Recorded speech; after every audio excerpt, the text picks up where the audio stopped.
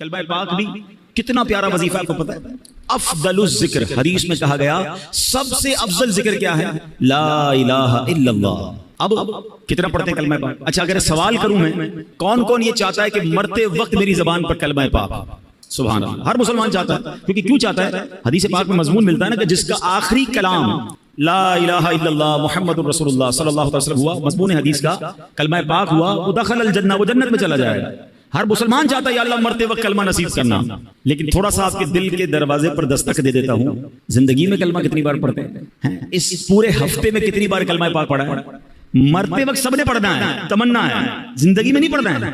اگر آپ پڑھو گے نہیں تو عادت کیسے بنے گی؟ آپ خود سوچیں نا، ایک ایک ہفتہ گزر گیا شاید 5-6 بار بھی کلمہ پاک نہیں پڑھا ہوگا، مہینہ گزر گیا ایک تسبیح پوری نہیں پڑھی ہوگی، حالانکہ افضل الذکر کہا گیا۔ پلیز کم از کم 100 دانے کی تسبیح کلمہ پاک کی پڑھ لیا کریں، ہر کلمے پر انشاءاللہ جنت میں درخت بھی لگا دیا جائے گا۔ اور اب ایک بزرگ کا کال نہیں بھولتا، بڑا پیارا کال تھا ان کا، وہ کہتے ہیں اپنی زبان کو کلمے کا عادی کر لو، کیونکہ مرتے وقت زبان بھاری ہو جاتی ہے۔ جب سکرات کا عالم ہوتا ہے نا، زبان سے نکلتا نہیں ہے کچھ۔ ویسے بھی دنیا میں بھی آپ کو کوئی بہت تکلیف ہو جائے، اللہ نہ کرے کوئی چوٹ لگ جائے، کوئی آپریشن ہو رہا ہو، کوئی کٹ لگ جائے، تو اتنی تکلیف ہوتی ہے کہ پھر بولنے کو جی نہیں چاہتا۔ سکرات تو بہت زیادہ تکلیف کا وقت ہوتا ہے، بہت زیادہ یوں سمجھیے کہ ٹینشن کا وقت ہوتا ہے۔ تو بزرگ نے فرمایا کہ اپنی زبان کو کلمے کا ایسا عادی کر لو کہ جب زبان بھاری ہو جائے تب بھی تمہاری زبان سے کلمہ نکل جائے۔ جو زندگی میں پڑھتا ہی نہیں اس کو مرتے وقت کلمہ کیسے نصیب ہوگا؟ خود سوچے نا، عادت ہونی چاہیے روزانہ کلمہ پاک لا الہ الا اللہ محمد الرسول اللہ، یا ایسا کریں کہ 10-12 بار لا الہ الا اللہ پڑھ لے، پھر 2-3 بار محمد الرسول اللہ پورا پڑھ لے، لیکن یہ پڑھتے رہیں، جتنا ہو سکے پڑھتے رہیں، تو انشاءاللہ آپ کو ذکر الہی کا بھی ثواب ملے گا اور کلمہ پاک کی برکتیں نصیب ہوں گی۔ آئیے مل کر محبت کے ساتھ باآواز بلند درود پاک پڑھ لیں، صلو علی الحبیب صلی اللہ علیہ وسلم۔ حضرت سیدنا ابراہیم بن ادھم رحمۃ اللہ تعالی علیہ، یہ بہت بڑے اللہ کے ولی، اور یہ بعد میں بلخ شہر کے بادشاہ بھی بن گئے، مگر جب یہ خود ایک زمانے میں بادشاہ تھے، توبہ کر کے تو یہ انہوں نے بادشاہ چھوڑ دی، مگر یہ پہلے بلخ شہر کے بادشاہ تھے، بہت امیر زادے تھے۔ تو ہوا یہ کہ ایک مرتبہ کسی نے آپ سے پوچھا کہ علی جان، یہ آپ کی زندگی میں انقلاب کیسے آیا؟ آپ تو بڑے بادشاہ تھے اور اب توبہ کر لی اور اب آپ ایک بالکل عام انسان کی زندگی بسر کرتے ہیں۔ تو فرمایا میں خراسان کے شاہی خاندان سے تھا، یہ ان دنوں کی بات ہے جب میں جوان تھا۔ ایک دن میں شکار کے ارادے سے جنگل میں نکلا اور میں شکار کے لیے جانور ڈھونڈ رہا تھا، اچانک مجھے غیب سے ایک آواز آئی، کوئی کہنے والا کہہ رہا تھا، اے ابراہیم کیا تمہیں اس لیے پیدا کیا گیا ہے؟ میں نے گھبرا کر ادھر ادھر دیکھا، کوئی بھی نظر نہیں آیا، مجھ پر سخت طاری ہو گیا کہ یہ کس کی آواز تھی۔ تھوڑی دیر کے بعد جب میں دوبارہ نارمل ہو گیا، حواس میرے دوبارہ جو ہے وہ بحال ہوئے، پھر جانور ڈھونڈنے لگا، پھر شکار کے لیے آگے گیا۔ کچھ ہی دور چلا تھا کہ جس زمین پر میں چل رہا تھا اس کے اندر سے آواز آئی، اے ابراہیم اس میں کوئی شک نہیں کہ تمہیں ان کاموں کے لیے پیدا نہیں کیا گیا۔ اس غیبی آواز نے میرے دل کی دنیا بدل دی۔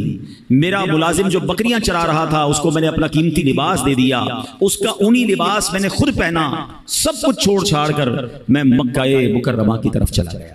حضرت ابراہیم بن ادھم کی زندگی کے اور بھی بڑے پیارے واقعات ملتے ہیں کہ یہ بادشاہت چھوڑنے کے کیسے کیسے واقعات ہوئے۔ کہ ایک بار کیا ہوا، کیا فرماتے کہ میرا بڑا زبردست محل تھا، ایک شخص اندر آیا، اسٹرینجر تھا، میں جانتا نہیں تھا، کوئی ان نون آدمی تھا، مگر اندر آ کر وہ کہتا ہے کہ مجھے یہ مسافر خانہ اچھا نہیں لگا۔ حضرت ابراہیم بن ادھم کہتے ہیں اتنا بڑا محل، اتنا بڑا بادشاہ کا محل، کہتے ہیں مسافر خانہ؟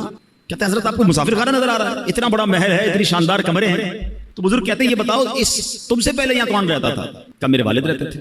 کہ اس سے پہلے کون رہتا تھا؟ کہ دادا رہتے تھے۔ اچھا اس سے پہلے کون تھا؟ کہ پردادا رہتے تھے۔ تو کہ پھر بتاؤ مسافر خانہ کس کو کہتے ہیں؟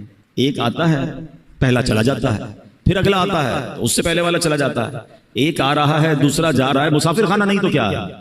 کہتے ہیں یہ بات مجھے میرے دل پہ اثر کر گئی کہ واقعی جس محل کو، جس جائیداد کو، جن چیزوں کو میں سب کچھ سمجھ رہا ہوں یہ تو جانے والی ہے۔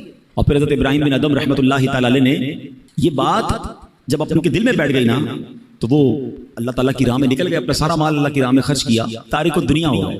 تو آپ ایک بار دریا کے کنارے بیٹھ کر گدڑی سی رہے تھے، تو ایک قریبی ریاست کا بادشاہ وہاں سے گزرا، اس نے کہا اے ابراہیم اتنی بڑی بادشاہت چھوڑ دی، آج دریا کنارے بیٹھ کر اپنی رضائی خود سی رہے ہو، تمہارے آگے پیچھے تو بڑے نوکر چاکر تھے، اس سے کیا ملا تمہیں؟ حضرت ابراہیم بن ادھم نے وہ جو سوئی جس سے آپ رضائی سی رہے تھے، آپ نے وہ دریا میں ڈال دی اور دریا میں آواز لگائی کہ اے دریا کی مچھلیوں میری سوئی تلاش کر کے دو۔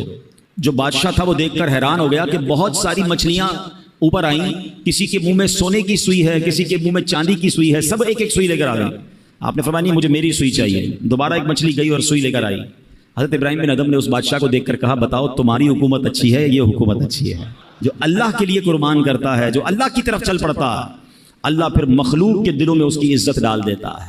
اے میرے پیارے اسلامی بھائیوں, حضرت ابراہیم بن ادم رحمۃ اللہ تعالی سے جو سوال کیا گیا تھا نا, یہ بڑا اہم سوال ہے. ہم نے آج اپنے آپ سے بھی یہ سوال کرتے رہنا چاہیے. آپ سے کیا غیبی آواز آئی تھی؟ الہذا خلقتا, کیا تمہیں اس لیے پیدا کیا گیا ہے؟ اب ہم اپنے بارے میں غور کریں. ضروری تو نہیں کر کسی کو غیبی آواز آئے, مگر اس واقعے سے ہم سب کو اپنے آپ سے بار بار پوچھنا ہے.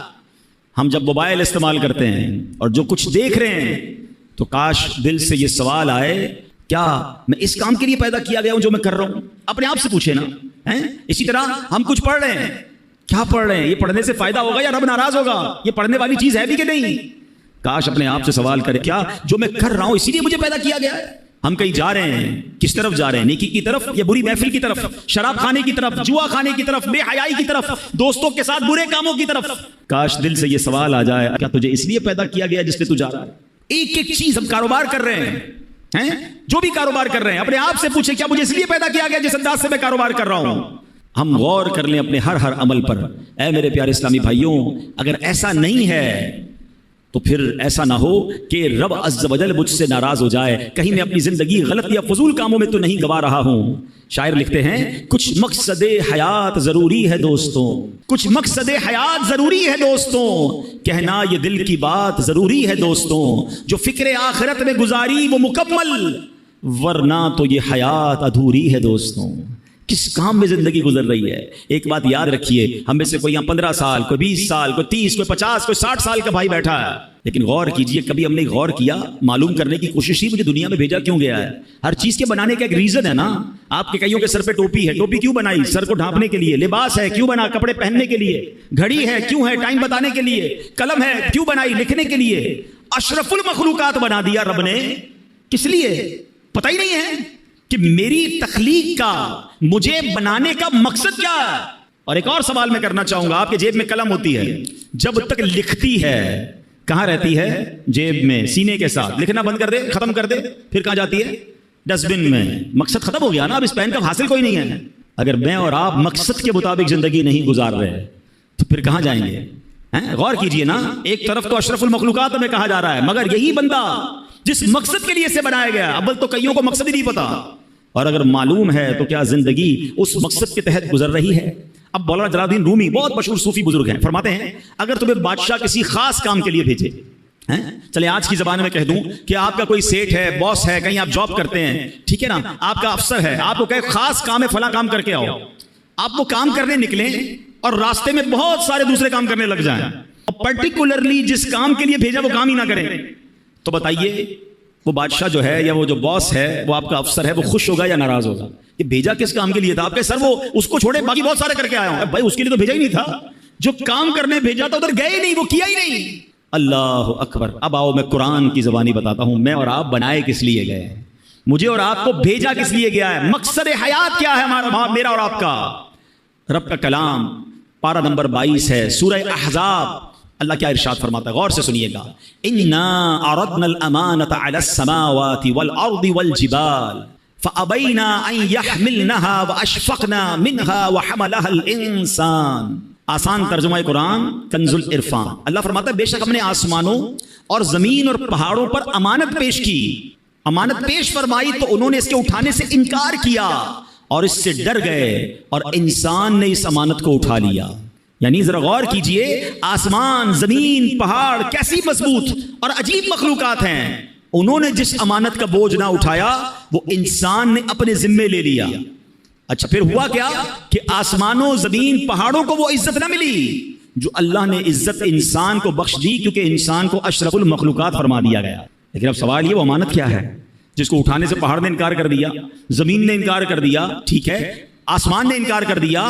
فرمایا وہ امانت ہے نمازیں اور ہر وہ کام جس کے کرنے پر ثواب ملے اور نہ کرنے پر گناہ ہو. نہیں کریں گے تو گناہ ہوگا. یہ وہ امانت ہے جو انسان نے اپنے ذمے لے لی ہے, اور اللہ نے پھر انسان کو کیا شرف دیا؟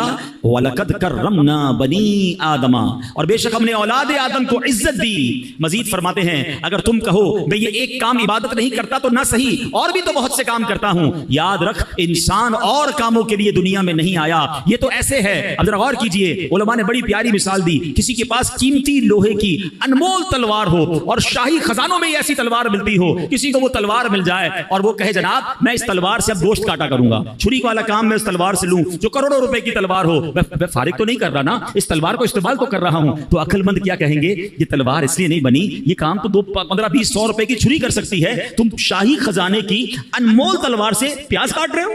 ایک اور مثال دی علماء نے کہ کسی کو سونے کی دیگ مل جائے، خزانے کے اندر سے پہلے کے زمانے میں ہوتی تھی، سونے کی دیگ مل جائے اور اس سونے کی دیگ میں وہ شلجم پکانے لگ جائے، حالانکہ اس دیگ کے چھوٹے سے ٹکڑے سے نہ جانے اور کتنی دیگیں آ جائیں گی۔ یعنی یہ جو خزانے ہوتے ہیں یہ اس طرح کے معمولی کاموں کے استعمال کرنے کے لیے نہیں ہوتے۔ علماء نے ایک اور مثال دی، کسی کو بڑی قیمتی تلوار ملے اور وہ دیوار میں اس تلوار کو گاڑ لے اور اس پر جناب لوہے ٹوٹے ہوئے برتن لٹکائے یا اپنے کپڑے سکھائے، تو لوگ کیا کہیں گے؟ یہ تو کوئی چھوٹی سی لکڑی لگا کر بھی کام ہو سکتا تھا، اتنی قیمتی تلوار کو اس لیے نہیں بنایا گیا۔ اب اگر آپ آج کے دور میں اگر آپ غور کریں کہ کوئی قیمتی ہماری چیز ہے اس کو ہم پراپر استعمال نہ کریں، فضول استعمال کریں، تو لوگ کیا کہتے ہیں؟ یار یہ کیا کر رہے ہو، یہ اس کام کے لیے تو چیز نہیں بنی ہے۔ اچھا دنیا کی چیزوں کے لیے ہمیں یہ بات سمجھ آ رہی ہے، مگر غور کیجئے مجھے رب نے جس لیے بنایا ہے میں وہ نہیں کر رہا ہوں اور بہت سارے کام کر رہا ہوں، تو پھر بتائیں ہم اپنے مقصد حیات پر ہیں یا ہٹ چکے ہیں؟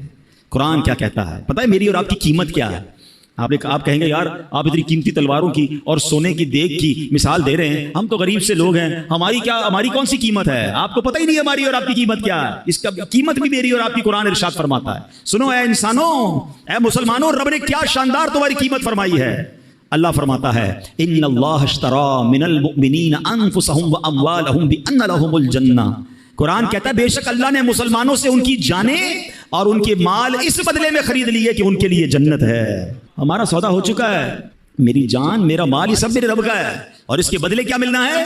رب نے اس کے بدلے جنت کا مول دینا ہے۔ اب ہم دیکھیں کہ ہمیں کیا خوبصورت مول ملنے والا ہے، مگر ہم کر کیا رہے ہیں؟ ہم کن کاموں میں لگ گئے؟ ہم اللہ کی نافرمانی میں لگ گئے۔ بڑی مشہور آیت ہے، ہم سب نے کئی بار سنی ہوگی، وما خلقت الجن والانس الا ليعبدون۔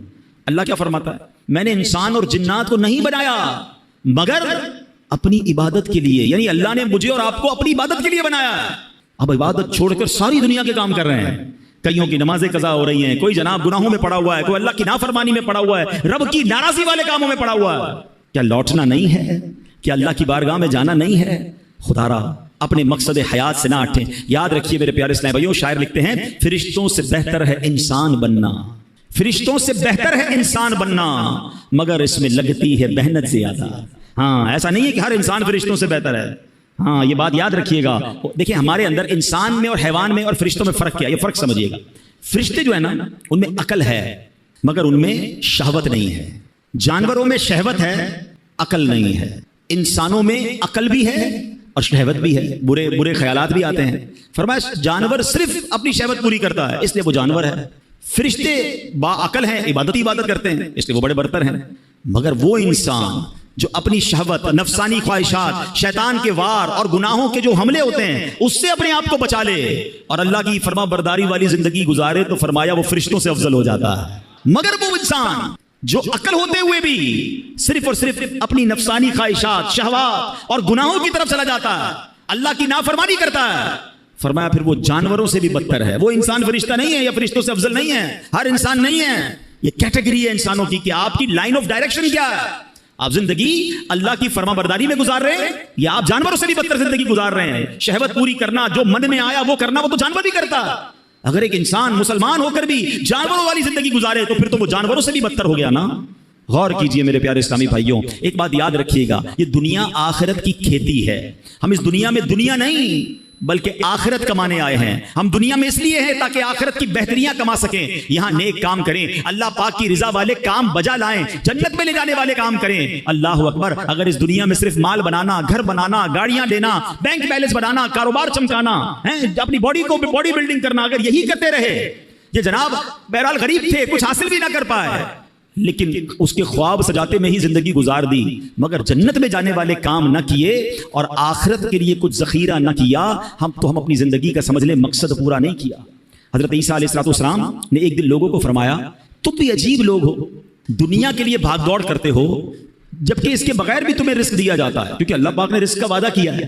सुबह से शाम हम क्या भाग दौड़ कर रहे हैं? किसी तरह हमारा जॉब है, कारोबार है, फिक्रें हैं कि दुनिया का मामला ठीक हो जाए। हज़रत ईसा फरमा रहे हैं दुनिया के लिए भाग दौड़ करते हो, हालांकि उसके बगैर भी तुम्हें रिस्क दे दिया जाता है, क्योंकि रिस्क लिखा हुआ है और अल्लाह ने देने का वादा किया है। फरमाया आखिरत की फिक्र नहीं करते, जबकि आखिरत की नेमतें बगैर मेहनत के नहीं दी जाती हैं। यानी जिसकी टेंशन लेनी चाहिए थी ना, वो टेंशन नहीं है। हमें भी कई लोग मिलते हैं, पर्ची भी देते हैं, हज़रत दुआ कर दें कारोबार में बरकत हो जाए, दुआ कर दें फला मसला हल हो जाए।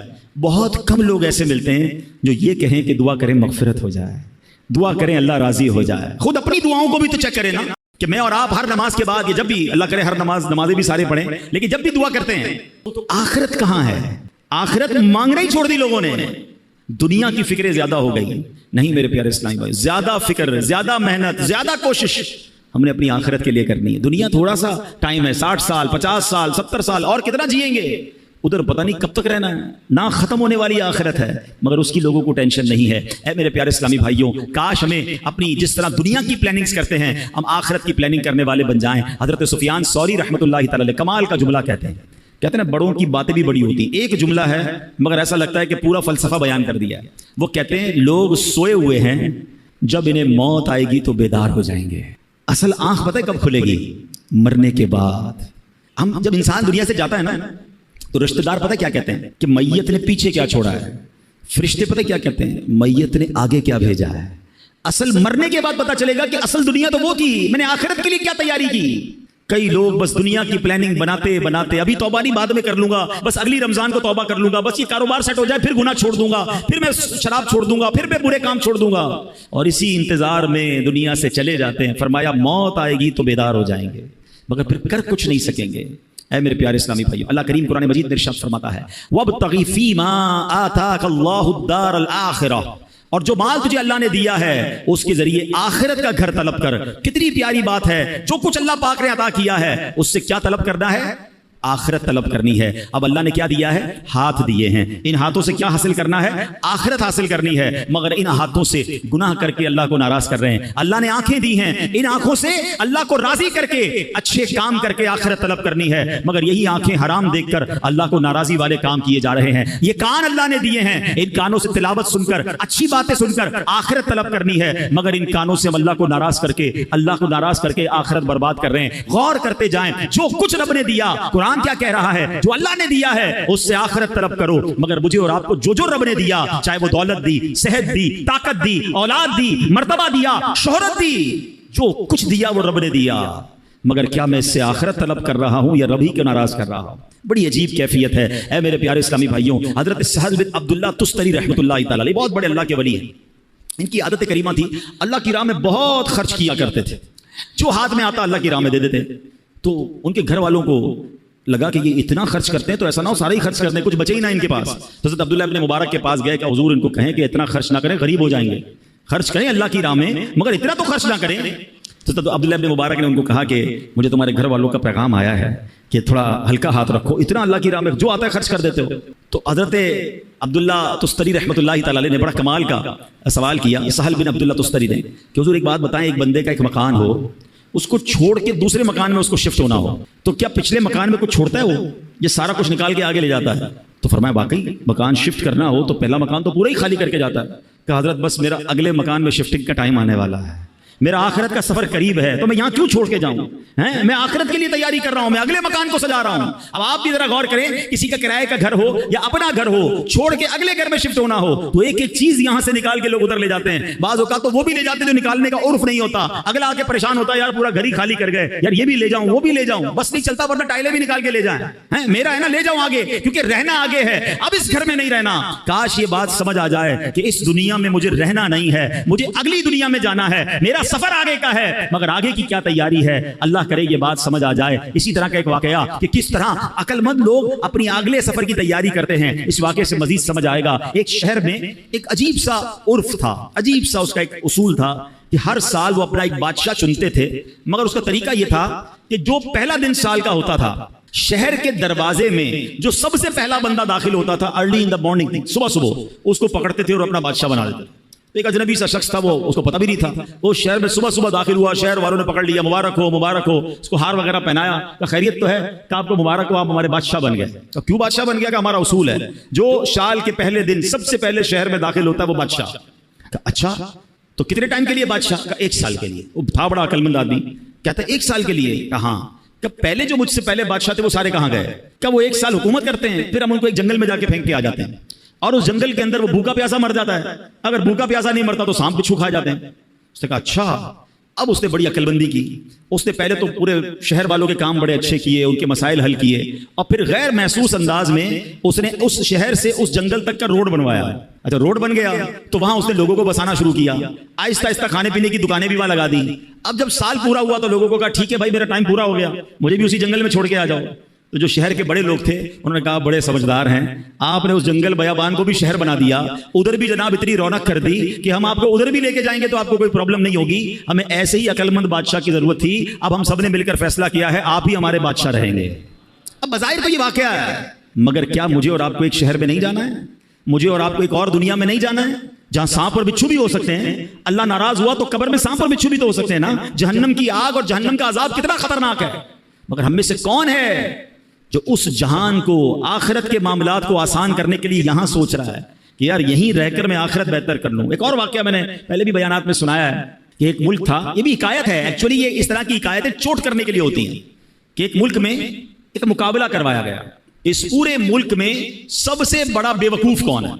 اب ہے نا بڑی عجیب بات, بے وقوفوں کا مقابلہ کون کرتا ہے؟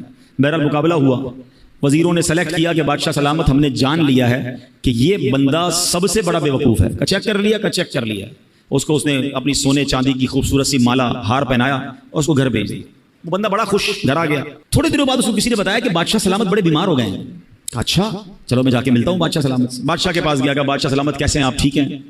تو کہا بس اب تو آخری لمحات ہیں, یہ دنیا چھوڑ کر جا رہا ہوں. کہتے ہیں اچھا بادشاہ سلامت کہیں اور جا رہے ہیں؟ تھا تو بے وقوف نا. کہاں بس اب یہ دنیا یہ جہان چھوڑ کر اگلے جہان میں جا رہا ہوں. تو بادشاہ سلامت یہ بتائیے یہاں تو اتنا بڑا محل ہے, اتنے سارے کمرے ہیں, جدھر جا رہے ہیں ادھر محل بنا لیا ہے؟ بادشاہ کہتا ہے وہاں تو جھونپڑی بھی نہیں بنائی ہے. اچھا بادشاہ سلامت میں دیکھ رہا ہوں آپ کے پاس بڑے پیسے ہیں, یہاں پر بڑے ہیرے جواہرات ہیں, جدھر جا رہے ہیں ادھر آپ نے پیسے بھجوا دیے؟ کہا نہیں ادھر تو پھوٹی کوڑی بھی نہیں ہے. کہ بادشاہ سلامت ادھر میں دیکھ رہا ہوں آپ کے آگے پیچھے اتنے خادم خادمائیں ملازم, جدھر جا رہے ہیں ادھر کچھ ملازم بھجوائے نہیں بھجوائے؟ کہا ادھر میرا کوئی خدمتگار نہیں ہے. تو اس بے وقوف نے پتہ کیا کیا, جو اپنی مالا تھی نا جو بادشاہ نے پہنائی تھی اس کو اتاری اور اس کو بادشاہ کو پہنا دی. تو مجھ سے بڑے بے وقوف تو پھر آپ ہوئے نا. آپ کو پتا ہے کہ میں کسی اور دنیا میں جا رہا ہوں, نہ گھر بنایا, نہ پیسے بھجوائے, نہ ملازم بھجوائے, تو بڑے بے وقوف تو آپ ہوئے. اب صحیح بتاؤ یہ ہم سب کے دلوں کے لیے کیسی چوٹ ہے؟ ہم سب کا گھر ہے, بے شک چھوٹا ہے بڑا ہے جو بھی ہے, آخرت میں گھر بنایا. ہم سب کے پاس کچھ نہ کچھ یہاں رقم ہے, کچھ پیسے, کچھ صدقہ خیرات کر کے آخرت کا خزانہ جمع کروایا. صرف پیسوں سے نہیں, سجدوں کے ذریعے, تلاوت کے ذریعے, ذکر و اذکار کے ذریعے, اللہ کی رضا کے ذریعے کچھ آگے کی راحتیں جمع کی. نوبڈی کیئر, کوئی بات بھی نہیں کرتا مرنے کے بعد کی. جو بات کرنی ہے دنیا کی, جو پلاننگ کرنی ہے دنیا کی. پتہ ہے شیطان نے ہمارے ساتھ ایک گیم کی ہے, ہمیں موت کی بات کرنے نہیں دیتا ہے. ہو سکتا ہے ابھی بھی جو بات کر رہا ہوں نا کسی کے دل میں خیال آ رہا ہوگا یار یہ مولانا صاحب کیا مرنے کی باتیں کر رہے ہیں, آخرت کی باتیں کر رہے ہیں, قبر کی باتیں کر رہے ہیں. بھائی یار دنیا کی بات کرو. کمال ہے یار, میں بات نہیں کروں گا تو آپ مرنے سے بچ جاؤ گے. کیا جنازے اٹھتے نہیں دیکھ رہے؟ اچھا کیا 70-80 سال کے بعد ہی لوگ مر رہے ہیں؟ 15 سال 20 سال 22 سال کے نوجوان بھی دنیا سے جا رہے ہیں. ہماری میری آپ کی باری کب آ جائے ہمیں پتہ ہی نہیں ہے. تو ہم کس چیز کے انتظار میں ہیں؟ ہم کیوں تیاری نہیں کر رہے؟ تو اے میرے پیارے اسلامی بھائیوں, آج کے اس بیان میں یہ سوچئے کہ مجھے اور آپ کو مرنا ہے, یہ حقیقت ہے, اس سے جی چرایا نہیں جا سکتا. اور وہ زندگی کی تیاری, آخرت کی تیاری مجھے اور آپ کو دنیا میں کرنی ہے. کاش ہمیں یہ بات سمجھ آ جائے کہ خالی ہاتھ لے کر, خالی نامہ اعمال لے کر اگر ہم اللہ کی بارگاہ میں گئے تو پھر کیا جواب دیں گے؟ اے میرے پیارے اسلامی بھائیوں, آپ کو پتہ ہے کہ جمعے کے خطبے میں ایک بڑی خوبصورت حدیث سنائی جاتی ہے, اور اس حدیث میں بار بار بات یہ کہ ہم سنتے تو ہیں مگر اس کا ترجمہ معلوم نہیں کرتے. اگر معلوم کر لیں, سمجھیں تو کتنے خوبصورت میسیجز ہوتے ہیں. اللہ کے حبیب علیہ الصلوۃ والسلام فرماتے ہیں البر لا یبلا والذنب لا ینسا والدیان لا یموت اعمل ما شئت کما تدین تدان. کچھ یاد آ رہا ہے؟ ایسے الفاظ کانوں میں آتے ہیں نا, آتے تو ہیں, ہم تو اس وقت اپنی دکان کا حساب کر رہے ہوتے ہیں, ہمارا تو دھیان کہیں اور ہوتا ہے. ہر جمعے یہ تقریباً حدیث خطبوں میں سنائی جاتی ہے. کیا کمال کی حدیث ہے. البر لا یبلا, نیکی پرانی نہیں ہوتی. والذنب لا ینسا, گناہ بھلایا نہیں جاتا. والدیان لا یموت, جس رب نے انصاف کر رہا ہے اس کو موت نہیں آنی. اعمل ما شئت کما تدین تدان, کر لے جو کر رہا ہے, جیسی کرے گا ویسی بھرے گا، ہے نا حدیث سمجھانے والی کہ نیکی پرانی نہیں ہوگی، نیکیاں کرتے رہیے۔ اچھا گناہ کر کے ہم بھول جاتے ہیں، مگر ہم بھول گئے، کہیں لکھے گئے ہیں، کہیں موجود ہیں، ہمارے نامہ اعمال میں موجود ہیں۔ ہمارا معاملہ ہی الٹا ہے۔ ہمارے بزرگان دین ایک زندگی میں غلطی ہو جاتی، ساری زندگی اسے یاد کر کے روتے۔ ہمارے ہزاروں گناہ ہیں، ہمیں یاد ہی نہیں ہیں، ہمیں اپنی نیکیاں یاد ہیں۔ کبھی کبھی جناب تہجد پڑھ لیں تو ایسا لگتا ہے میں تو پکا ہی جنتی ہو گیا، آج تو 5 ٹائم جماعت سے نماز پڑھی ہے، کمال ہو گیا۔ ایک نیکی کر کر پھولے نہیں سماتے، ہزاروں گناہ کیے وہ بھول گئے۔ یاد رکھیے گا حدیث کے الفاظ ہے، گناہ بھلایا نہیں جاتا، توبہ کرنی ہوگی، اللہ کو راضی کرنا ہوگا۔ اور اگلا جو پارٹ ہے نا، اعمل ما شئت کما، کر لے جو کرنا ہے، تدین و تدان، کیا ہوگا جیسی کرے گا ویسی بھرے گا۔ کبھی آپ نے دیکھا ہے کہ کوئی بندہ اپنے گھر میں آم کا پودا لگائے اور لوگوں سے کہ حضرت دعا کر دے سیب نکل آیا ہے، تو لوگ کیا کہیں گے، بھائی پودا آم کا لگایا، نکلنا بھی آم ہی ہے، وہ بھی دعا کرو نکلا ہے، کراچی میں تو وہ بھی نہیں نکلتا، شجر کاری کیا کرو بھائی، ٹھیک ہے نا۔ لیکن آم کے پودے میں سیب نہیں نکلتا، یہ سمجھ آتا ہے۔ گناہوں والی زندگی کے بعد جنت کی امید رکھ کے بیٹھے ہیں، کام اللہ کو ناراض کرنے والے کرنے ہیں، نمازیں ہماری قضا ہو رہی ہیں اور ہم امید لگائے بیٹھے ہیں کہ قبر جنت کا باغ بنے گی۔ خود سوچے نا، کریں گے جیسی ویسی بھریں گے نا، جیسا بوئیں گے ویسا کاٹیں گے۔ تو آج ہمیں یہ پتا چلا قرآن و حدیث کی روشنی میں کہ مجھے اور آپ کو بنایا کیوں گیا ہے، میری اور آپ کی پیدائش کا مقصد کیا ہے۔ ایک امانت ہے جو انسان نے قبول کی ہے، ایکسپٹ کی ہے، اور وہ اللہ کو راضی کرنے والے کام ہیں، وہ نمازیں ہیں، وہ عبادتیں ہیں، وہ حرام کاموں سے بچنا ہے۔ تو اے میرے پیارے اسلامی بھائیوں، کاش ہم یہ بات سمجھ جائیں۔ نبی پاک علیہ الصلوۃ والسلام کی حدیث پاک ہے، فرمایا حیرت ہے، انتہائی حیرت ہے اس پر جو ہمیشہ کے گھر کو مانتا ہے، پھر بھی دھوکے کے گھر یعنی دنیا کے گھر کے لیے محنتوں میں مصروف ہے۔ معلوم ہے کہ حقیقت والا گھر دوسرا ہے، مگر یہ دنیا کے گھر اور یہی کے لیے مصروف ہے۔ پیارے آقا فرماتے ہیں حیرت ہے اس کے لیے۔ کاش یہ بات ہمیں سمجھ آ جائے۔ اے میرے پیارے اسلامی بھائیوں، تو آئیے نیکوکار بن جائیے۔ سورہ فاتحہ 100 مرتبہ پڑھ کر جو دعا مانگی جائے وہ قبول ہوتی ہے۔ سورہ بقرہ کی تلاوت سے شیطان گھر سے بھاگ جاتا ہے۔ آیت الکرسی پڑھنے سے محتاجی دور ہوتی ہے۔ سورہ کہف کو ہمیشہ پڑھنے والا دجال کے فتنوں سے محفوظ رہے گا۔ والدین کی قبر پر ہر جمعہ سورہ یاسین کی تلاوت کرنے سے اس کی حروف کی تعداد کے برابر ان کے گناہ بخش دیے جاتے ہیں۔ سورہ الدخان پڑھنے سے مشکل دور ہوتی ہے۔ جو قریب المرگ ہو اس پر سورہ جاسیہ کا دم کرنے سے خاتمہ بالخیر ہوتا ہے۔ سورہ حجرات کا پڑھنا اور دم کر کے پینا گھر میں خیر و برکت کے لیے مفید ہے۔ سورہ قاف پڑھنے سے جو باغ ہوتے ہیں ان کے پھلوں میں کثرت ہوتی ہے، سبحان اللہ۔ سورہ رحمان 11 بار پڑھنے سے تمام مقاصد پورے ہوتے ہیں۔ سورہ واقعہ جو شخص روزانہ پڑھے گا اسے کبھی فاقہ نہ ہوگا۔ سورہ ملک کو ہر رات پڑھنے والا عذاب قبر سے محفوظ رہے گا۔ سورہ مزمل کو 11 بار پڑھنے سے ہر مشکل آسان ہو جاتی ہے۔ سورہ مدثر کو پڑھ کر حفظ قرآن کی دعا مانگنے سے قرآن کریم کا یاد کرنا آسان ہو جاتا ہے۔ جو بچے حفظ کر رہے ہیں ان کے لیے زبردست وظیفہ ہے۔ سورہ النازعات پڑھنے سے جاں کنی کی تکلیف نہیں ہوگی۔ سورہ دحا پڑھنے سے بھاگا ہوا آدمی واپس آ جائے گا۔ سورہ علم نشرح کو جس مال پر پڑھ دیا جائے اس میں خوب برکت ہوتی ہے۔ سورہ تین والتین والزیتون جو ہے 3 مرتبہ پڑھنے سے اخلاق و کردار بہتر ہوتے ہیں۔ سورہ علق میں جوڑوں کے درد کا علاج ہے۔ سورہ قدر جو صبح و شام پڑھے اللہ عز و جل اس کی عزت بڑھا دے گا۔ سورہ بینہ برس اور یرکان کا علاج ہے۔ جس آدمی یا جانور کو نظر لگی ہو اس پر سورہ عادیات کا دم مفید ہے۔ سورہ قارعہ پڑھنے سے بلاؤں سے حفاظت رہتی ہے۔ سورہ تکاثر کو 300 بار پڑھنے سے جلد قرض ادا ہو جاتا ہے۔ کئی لوگ کہتے ہیں جناب قرض بہت ہے، چلے قرآن کا وظیفہ لے لیں، الہاکم التکاثر، یہ جو سورت ہے 300 بار پڑھنے سے بہت جلد قرض اتر جاتا ہے۔ سورہ عصر پڑھنے سے غم دور ہو جاتا ہے۔ سورہ ہمزہ اور سورہ فیل دشمن کے شر سے حفاظت کے لیے، اور سورہ قریش جان کی حفاظت کے لیے بڑی مجرب ہے، بڑا کمال کا وظیفہ ہے۔ سورہ ماعون بڑی مشکل کے وقت میں پڑھنا بہت مفید ہے۔ سورہ کوثر کی تلاوت سے بے اولاد صاحب اولاد ہو جاتا ہے۔ کئی بے اولاد بھی وظائف مانگ رہے ہوتے ہیں۔ سورہ کافرون 1/4 قرآن کے برابر ہے۔ سورہ زلزال نصف قرآن کے برابر ہے۔ سورہ اخلاص 1/3 قرآن کے برابر ہے، اور سورہ فلق اور سورہ ناس سے جن اور شیطان اور حاسدوں کے شر سے حفاظت رہتی ہے۔ پھر کیوں نہ ہم قرآن سے دوستی کر لیں، کیوں نہ قرآن کو اپنا ورد بنا لیں۔